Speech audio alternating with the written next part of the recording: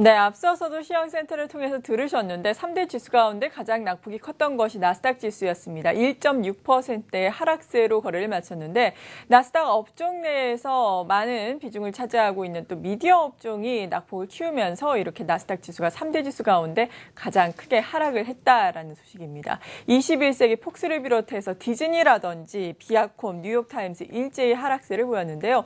이들 업종군들 앞서서 시황센터에서 짚어드린 것처럼 그동안 좀 상승세가 비교적 큰 폭으로 나왔던 업종군들입니다. 이들 업종군이 크게 하락을 하면서 이제는 또 닷컴 버블 때처럼 이들 업종군이 하락세를 가파르게 보이는 것이 아닌가라는 우려감도 제기가 되고 있다고 하는데 이러한 사항들 자세하게 짚어보겠습니다. 한국경제신문의 한상춘 논설위원과 함께합니다. 어서 오세요. 네, 안녕하십니까? 네, 먼저 나스닥 지수의 하락세 오늘 어떻게 먼저 전반적으로 보셨나요? 오늘은 사실 그 세계 부동산 시장을 좀 이렇게 보려고 그랬어요. 네. 지금 그 상업용 부동산 시장이 미국이라든가 독일이라든가 영국, 뭐 싱가포르, 홍콩 해서 전부 굉장히 좋거든요. 관련된 그 금융상품 수익률도 상당히 좋게 나와서 세계 부동산 시장 관련해서 좀 이렇게 주제를 잡았다가 네. 오늘 그 2시에 그 미국 증시 이렇게 딱 열어보니까 나스닥 지수가 지금 장 마감 시간에는 80포인트로 낙폭이 줄었습니다는 장중한테 100포인트 넘게 떨어져서 아마 이 문제를 좀 얘기하는 게 현실성 있는 게 아닌가 생각하는데요. 뭐 미국의 그 증시 같은 경우는 연초만 하더라도 사실 시청자분께서 많은 그 전문가들이 그 지적했습니다는 미국 경제가 유력에 올해 좋다 하는 이런 시각에서 증시적인 측면에서는 비교적 좀 낙관적으로 보였던 시각들이 있었던 것 같아요. 연초에 그 많이 얘기 들렸던 사항 중에 하나가 그레이트 로테이션 이 용어가 아닌가 생각합니다. 네. 그레이트 로테이션은 사실 채권 시장에서 증시가 좋게 예상되면 자금이 이탈돼서 증시 쪽으로 올라간다 하는 이런 각도에서 그레이트 로테이션 이런 예상까지 나왔었는데요. 실제로 그렇게 됐냐 하는 것을 보면 다우지수는 그 재료에 따라서 전형적인 워버링 마켓 호재가 될 땐 좀 상승폭이 가고 그다음 하락일 땐 크게 떨어지는 이런 워버링 마켓 속에 올해의 그 다우지수의 그 최고치가 5월 중순에 18,370까지 갔었어요. 그런 것이 오늘 그 마감이 17,400 정도 이렇게 되니까 한 900포인트 떨어지는 이런 그 모습을 보이고 있고요. 네. 나스닥이 이제 지금 문제인데요. 나스닥도 하앵커랑 그렇게 처음 진행하면서 나스닥 폭락 얘기 이런 얘기를 좀 한번 점검해 본 적이 있죠. 예. 그때 당시에 이제 나스닥 지수가 연일 그 사상 최고치를 기록하다 보니까 사실 제2의 그 닷컴 버블 문제가 나왔을 때의 문제를 그 짚어드렸습니다는 오늘 그 나스닥 지수가 많이 떨어짐에 따라서 이런 우려가 가셔야되는 게 아닌가 하는 이런 시각 쪽이 나오는 것 같습니다. 어쨌거나 그동안 그 미국의 그 증시 거품 문제는 아마 계속해서 제기했다는 것은 잘 아실 거라고 생각하는데요.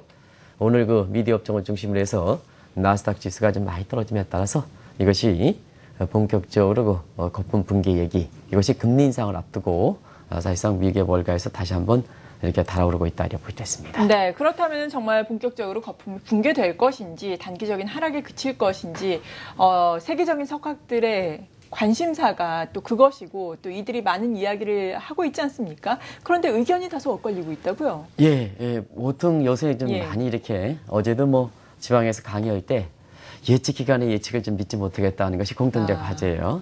아마 그거는 그만큼 어떤 그 전문가들의 어떤 지식 예측 기관의 지식이 과거보다 떨어진 이런 측면보다는 예측할 수 있는 환경 자체가 과거보다 많이 떨어진 상황에서 이렇게 나오는 것이 아닌가 이렇게 생각하는데요.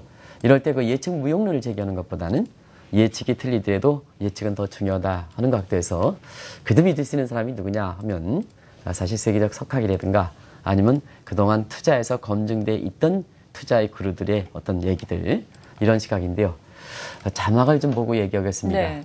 루비니 교수, 뭐 세계적 석학이라는데 혹시 제가 진행자께서 여쭙겠습니다. 네. 금융위기에 이분의 이거 예측이 좀 많이 틀렸지 않습니까? 그렇죠. 네, 그래서 지금은 하잉커가 보시기에 루비니 교수를 세계적 석학으로 이렇게 분류할 수 있겠습니까? 그래도 유명인이긴 하잖아요. 유명인이라는 표현이 적당하지만 세계적 석학이다 하는 표현에 있어서는 월가에서는 좀 다소 평가를 좀 절하한다. 네. 이런 측면인데요. 그동안 그 루비니 교수 같은 경우는 이렇게 비관론자와 함께 사실 미국의 증시에 대해서 누구보다도 이렇게 사실 그 비관적으로 봤던 것은 아마 시청자분께서 잘 아실 거라고 생각하는데요. 근데 최근에는 낙관론으로 더 샀죠. 아마 이게 1년 반 전서부터 낙관론으로 더 샀을 것같습니다. 그래서 이 비디오를 지금까지 유지하고 있다 이렇게 볼 때 있고요. 그다음에 또 하나의 사람. 네. 많은 아마 한국경제신문 TV를 통해서 많이 했던 사람이 마크 파고가 아닌가 생각합니다. 예. 그래서 이분 같은 경우에는 사실 2013년서부터 꼭 연말이 되면 20% 폭락설 2년 동안 반복되었죠.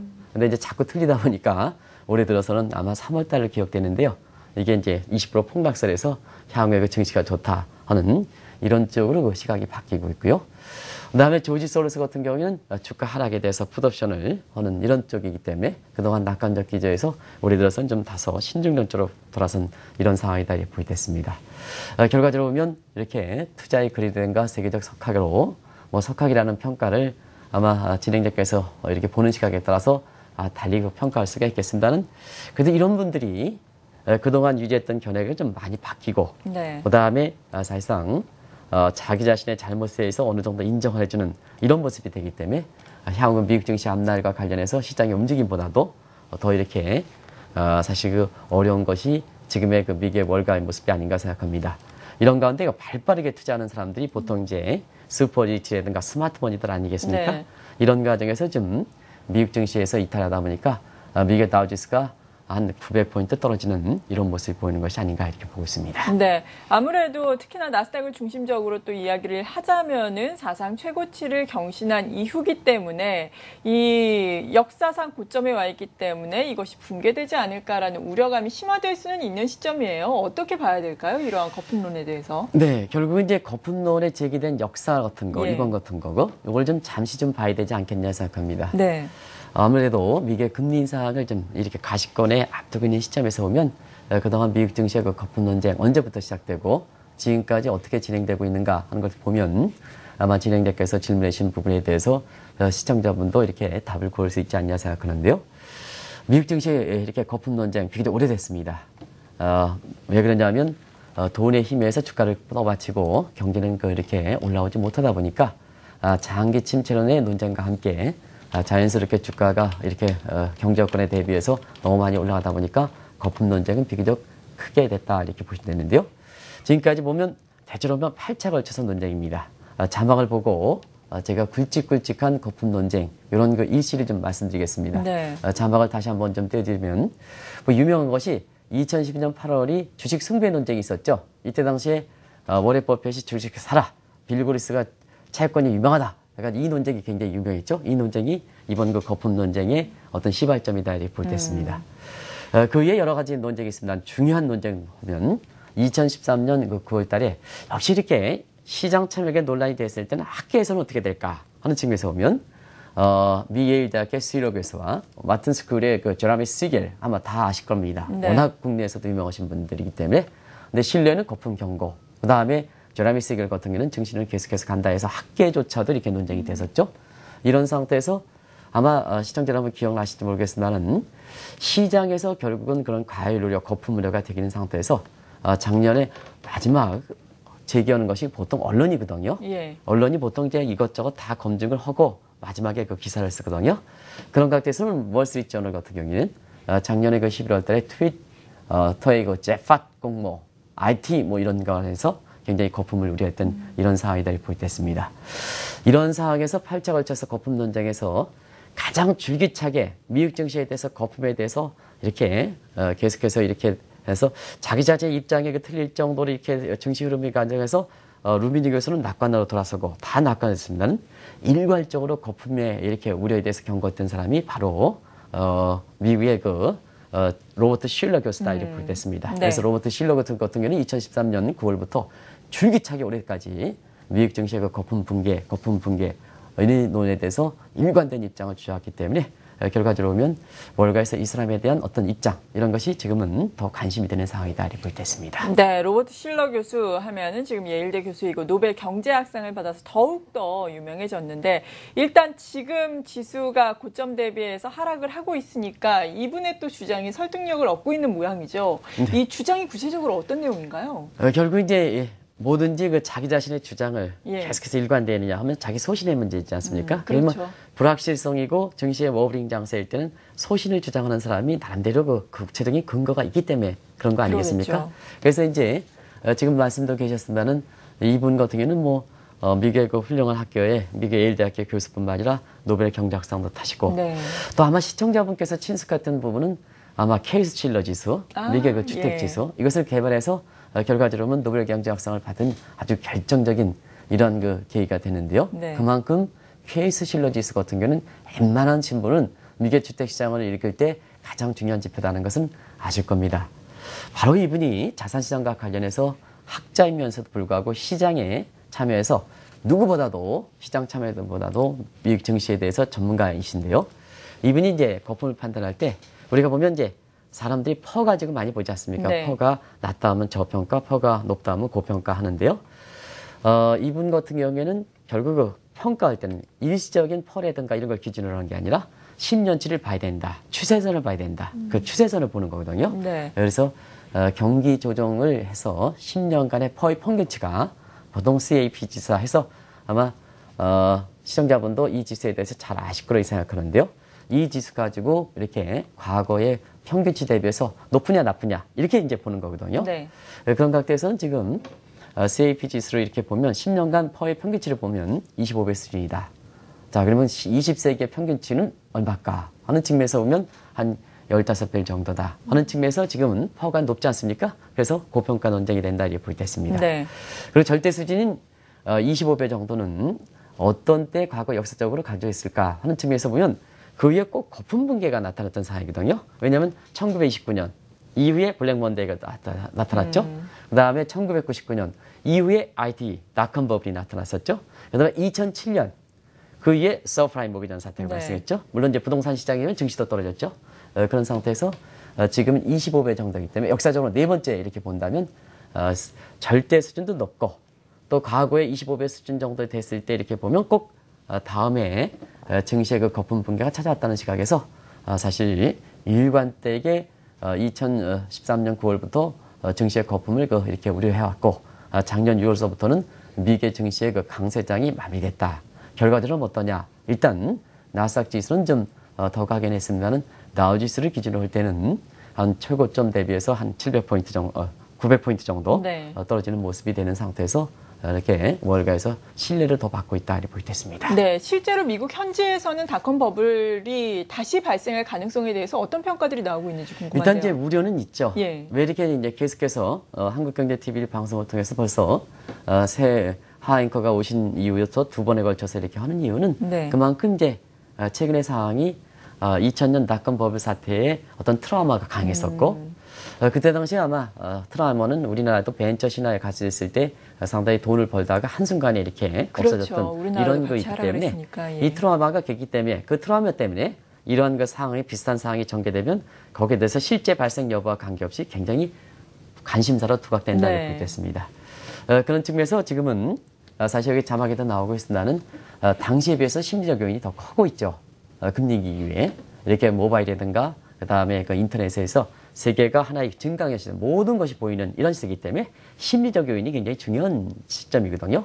그래서 트라우마가 갖추고 있고 또 그때 당시에 비해서 심리적 요인이 더 차지하는 상태에서 보면 최근에 보면 나스닥 지수가 당시에 그 닷컴 버블 사태의 최고치를 기록했던 당시 그때 상황이 좀 비슷하고 네. 또 로버트 쉴러 교수가 1999년 닷컴 버블을 우려할 때 사실 그 위에 바로 그 붕괴가 나타났다는 측면에서 로버트 쉴러 교수가 최근에 보면 사실 이러한 그 미국 증시의 거품 우려가 이렇게 제기되는 상황이다 보니까 결과적으로 좀 유사한 상황이지 않느냐. 유사한 상황이기 때문에 더군다나 미국의 그 금리 인상을 앞두고 있기 때문에 이게 금리 인상이 좀 결정적 계기를 제공하는 것이 아니냐. 그러겠죠. 이런 네. 쪽이 이제 맞물려서 실제 발생 여부와 관계없이 이렇게 오늘 것처럼 미디어 업종들이 이렇게 폭락하는 사태가 이렇게 되면 자연스럽게 그거에 대해서 월가의 그 시장 참여들은 관심사로 떠올 수밖에 없다 이렇게 볼 때 있습니다. 네, 그래도 그 당시에 닷컴 버블 때와 지금 다른 점들도 많을 텐데요. 어떤 것들이 있을까요? 네, 지난번에 이제 말씀드린 적이 있기 때문에 예. 간단히 좀 말씀드리겠습니다. 닷컴 버블 사태 2000년에서 보면 대부분 다 이게 이제 실적이 받쳐주지 않았죠. 그때 당시에는 보면 비디오만 쏘면 PPT만 쏘면 우리나라도 돈이 들어올 때죠. 예. 뭐 실체가 없어도 뭐 무슨 뭐 바이오 업종이다 벤처다 하면 무조건 돈 들어왔을 때 저도 뭐 그때 당시에 뼈아픈 어떤 그 이렇게 기억이 있습니다는 예. 사실 이때 당시에 이렇게 보면 미국 증시 같은 경우도 그런 시대다 이렇게 볼 때 있습니다. 이렇게 보면 당시에 그런 실적이 받쳐주지 못하는 상태에서 이렇게 주가가 많이 올라가다 보니까 상위 10개의 그 퍼가 74배인데 지금은 뭐냐 18배 정도에서 많이 떨어지고 있죠.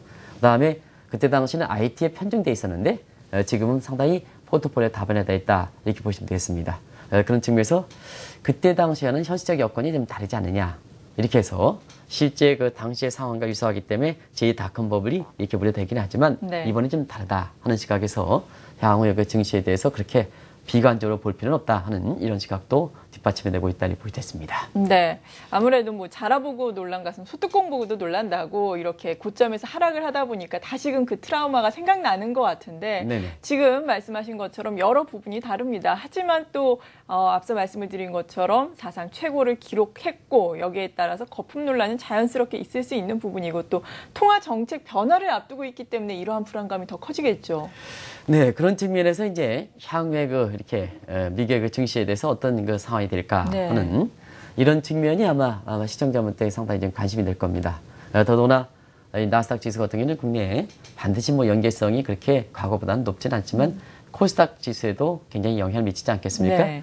그런 상태에서 최근에 코스닥이 한동안 잘 가다가 주춤하는 장상을 볼 때에는 미국의 나스닥 지수를 중심으로 해서 미국의 증시가 금리 인상을 앞두고 또 금리 인상 이후에도 어떻게 될 것이냐 하는 이런 측면인데요. 항상 그렇습니다. 지금은 어떻게 보면 이렇게 워블인 장세를 보이고 또 이렇게 그 특정 사건이 있을 때 트라우마가 떠오르는 것은 그만큼 과도기적 시점이다 이렇게 볼 때 있습니다. 그래서 지금 정책도 금리 인상이라든가 이런 측면에 과도기가 있습니다는 시장 참여들도 이런 과도기적 상황에서 여러 가지 새로운 그 현상이 나오면 이것을 어떻게 되면 굉장히 신중하게 이렇게 해석하는 시각들이 상당히 많이 나오거든요. 네. 과거에 그 나스닥이 지금 올라갈 때는 아마 이런 정도의 이렇게 악재가 터져 나왔을 때 극복했을 겁니다. 그러나 최근에 그 과도기적 상황이고 증시의 그 거품 돈장이 되다 보니까 이런 조그만 악재에도 상당히 좀 민감하게 대하는 상태에서 한국경제TV에서 집중 진단할 정도로 이렇게 재료가 되는 상황이 아닌가 생각하는데요. 결과적으로 통화정책 문제가 아닌가 생각합니다. 그래서 통화정책 문제인데요. 그러면 금리 인상이 되면 미국의 증시가 떨어지겠느냐? 이점이죠. 왜냐하면 주가 거품을 일으켰던 상황이 가장 중요한 것이 역시 금융 완화책 아니겠습니까? 그러겠죠. 그러면 이 문제가 관심이 되는 것은 결국 통화정책의 문제인데요. 한 가지 말씀드리면 정책 당국의 목적은 사실 증시 안정, 금융시장 안정, 경기 안정입니다. 다만 여건이 경기가 어려울 때는 부양하는 거고 돈 푸는 거고 그다음에 경기가 이렇게 좋을 때는 좀 다소 줄이는 겁니다. 줄이더라도 사실 증시가 좀 이렇게 나스닥 거품이 붕괴될 정도 안 좋으면 다시 금융 완화책 가는 거거든요. 그런 측면에서 보면 지금의 그 앨런이 통화 정책은 실물 경제 여건만 감안하는 그린스펀과 달리 자산 시장도 감안하기 때문에 거품 우려에서 거품이 그 우려가 좀 진정될 정도로만 자산 시장에 거품이 되면 미국의 금리 인상 문제에 대해서는 속도 문제가 이렇게 되고 만약에 시장 상황을 좀 잘못 판단해서 한 번 금리 인상할 때 지금 일부에서 우려하는 식으로 거품이 붕괴가 된다면 미국 증시는 사실 또다시 엔티밸런스 팩트 역자산 효과에서 경기가 좀 어려울 가능성이 있기 때문에 또다시 그때 당시에는 금리를 좀 내리든가 돈 푸는가 이런 정책으로 가는 거거든요.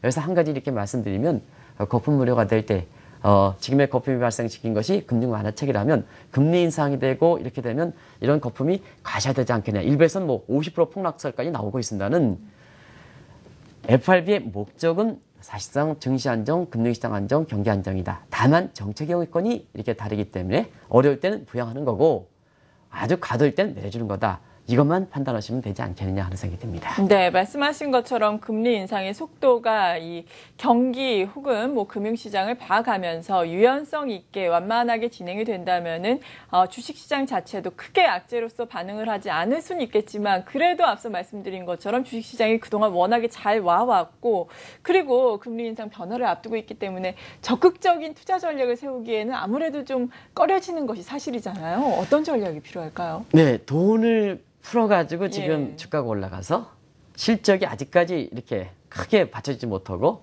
경기도 받쳐지지 못하는 상태에서 이제 거품 논쟁이 되는 거 아니겠습니까? 네. 그리고 정책 변화가 되지 않습니까? 그런 측에서는 지금 진행자께서 말씀하신 대로 보다 세밀하게 신중하게 미국 증시라든가 경우에 따라서 국내 증시를 좀 읽을 필요가 있다 이렇게 보시면 되는데요. 네. 요즘 그런 얘기합니다. 미국 월가에서는 향후 증시 함락과 관련해서 나이프 엣지 세오리 칼날을 가는 경제다. 칼날을 가는 증시 모습이 전개될 것이다. 이런 보는데요. 이런 이제 거시경제 공부하신 분 같은 경우에는 헤롯 노마스 요리에서 우리가 칼라리의 경제 이런 측면에서 경제 성장률에서는 적정 성장률, 잠재 성장률, 실제 성장률이 있는데요. 네. 이게 서로 일치되는 시점이 지속 가능한 성장한다 해서 이게 헤롯 노마스 요리인데요. 자, 그러면 증시적인 측면에서 왜 이렇게 나올까 하는 측면에서 보면 그동안은 경기가 실적이 받쳐지지 않을 때 돈을 퍼부으면 주가가 올라갔죠. 그렇죠. 근데 앞으로는 어떠냐면 세 가지 경제 성장률 측면에서 실제 적정 잠정 성장 마찬가지로 증시에서 보면은 세 가지 요소 유동성, 기업들 실적, 매크로 사이드에서 경제 성장률 이게 서로 일치가 돼야 이게 받쳐줘야 주가가 올라갈 수 있다 하는 이런 측면에서 칼라리의 이렇게 이론이다 해서 나이프 엣지 시어리라는 이런 용어가 나오고 있는데요. 그만큼 향후의 그 주가 모습이란가 이런 측면에서는 이제는 경기 성장률, 그 다음에 실적, 마이크로적 측면에서 기업들 실적, 그리고 어느 정도 돈이 받쳐줘야 된다 하는 입장에서 말씀드린 대로 사실 증시 문제에 대해서 너무 낙관적으로 또 너무 비관적으로 보는 것보다는 그렇습니다. 그리고 또 한 가지는 이 주식 투자하시는 분은 올라갈 때도 대비해야 되고 네. 내려갈 때도 대비해야 되지 않습니까? 그렇죠. 마지막으로 이제 말씀드리면 어제 그런 얘기가 있었습니다. 주가가 지금처럼 변곡점이 있을 때 올라갈 가능성이 50%고 내려갈 가능성이 50%라면 예.